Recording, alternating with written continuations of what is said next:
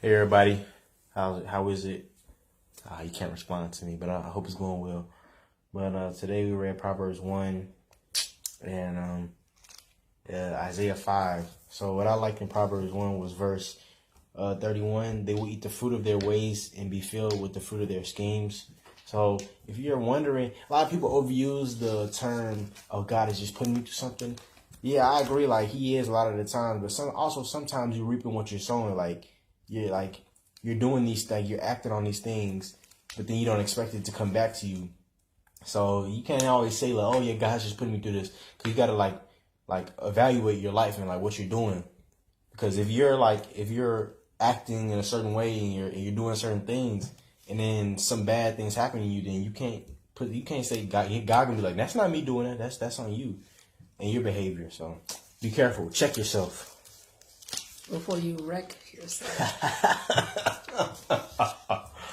Yeah. From Amen. That chapter, it's pretty much 25 through 28, and when it talks about how the Lord will laugh at your calamity and will mock when fear cometh. A lot of people might be having dread or afraid right now, but if you have an open invitation for the Lord to come into your heart, then you have peace that surpasses all understanding.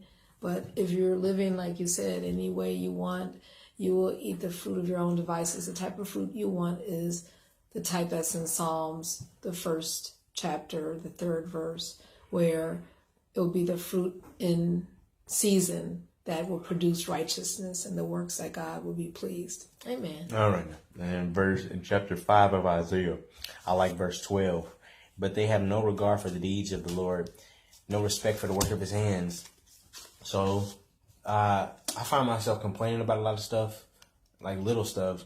But what I don't realize is that there's always somebody whose situation is worse than me. Like, I complain that the sun's too bright or something, but then there's somebody who's blind who can't even see this. So I want to be more appreciative. Everybody should be more appreciative of what they have, and especially what God has blessed them with. And even just going outside and being able to see like the sky or something like this, just small things you should appreciate. Amen. Amen. Because this is, like I said, about Isaiah the prophet talking about how God was displeased with Jerusalem and Judah. And this is specifically a chapter talking about the destruction of the vineyard. And we're just talking about the fruit of righteousness or the fruit of our own works. In verse 4, it says, "What could have been done more to my vineyard that I have not done in it? Wherefore, when I looked that it should bring forth grapes, brought it forth wild grapes," right? So what are we to do? We're to make sure that we are humble before the Lord. Father, am I pleasing you with the fruit that I'm producing? Or am I, doing my own thing? In verse 15, it says, "And the mean man shall be brought down, and the mighty man shall be humbled in the eyes of the lofty." I'm all that. I can do my own thing. "But the Lord of hosts shall be exalted in judgment, and God that is holy shall be sanctified in righteousness." So let's take some time to ask the Lord to examine me and try my thoughts and try my actions and see if there's any wicked way in me, and lead me into the way everlasting. That means repenting and asking the Lord for forgiveness, because this is not the time to be doing our own thing and not pleasing the Lord.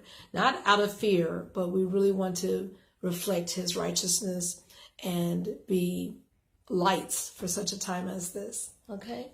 All right. Amen. God will be glorified tonight. I love you.